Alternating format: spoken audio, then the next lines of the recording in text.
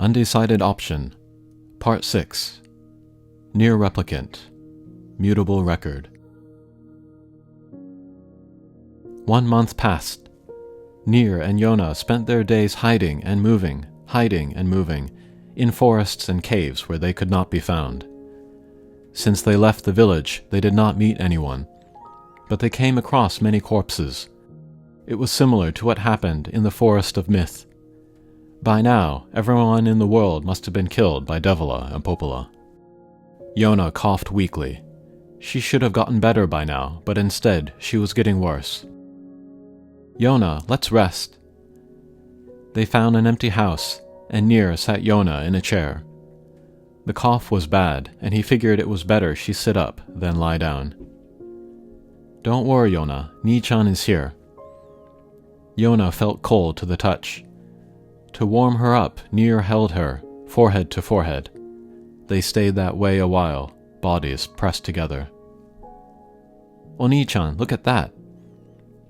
Yona picked up a faint light in the corner of her eye. From a crack in the floor, an unnatural light peeked through. Nier opened up the floor and discovered a ladder down. The underground space was lit by a lamp. The two decided to go down. They had to see if there were any survivors besides themselves. The ladder was cold to the touch. Nier and Yona descended and were met by a sight that took their breath away. White stone walls stretched back and were lit in orange by candles. Statues of angels lined the passage. They were all alike and embracing a clear device to their breast. The devices were filled with a clear liquid and infants. But somehow they were smaller than newborns. What is this? As if to calm her racing heart, Yona clasped her hands in front of herself. The infants were utterly still. Their bodies were complete, but their oddly colored veins shone through their skin. Why are there so many infants here? Why? For what purpose? This is a replicant factory. Yona's harsh voice rasped out of her dry throat. Those were words neither of them should have known. Nier's head hurt. It felt like it was splitting. Yona clung to Nier's arm. The Gestalt Project, the Shadow Lord, androids, replicants. Yona seemed possessed as unknown words passed her half-opened lips. Yona, Yona, Yona. Nier repeated her name as if to call her back, but Nier understood what was happening with her. She had remembered. Nier explained away the gaps in her memory with, "You were asleep a long time." The time she had spent with the Shadow Lord. The time when another Yona inhabited her body. Then she was revived. Their knowledge slept within her. A long, long time ago, more than 1,000 years before, humanity was sick and on the brink of extinction. The Gestalt Project was implemented. The souls of humans were extracted as Gestalts. Then, in order to wait out the danger to humans, spare bodies for the Gestalts were created. Those were the replicants. We aren't human. We were created here. Yona's terrified eyes stared into space. The infants in the bottles held by the angels, mockeries of humanity. Nier, Yona, everyone on Earth were receptacles produced here. It's all right, Yona. We're human. So pleaded Nier.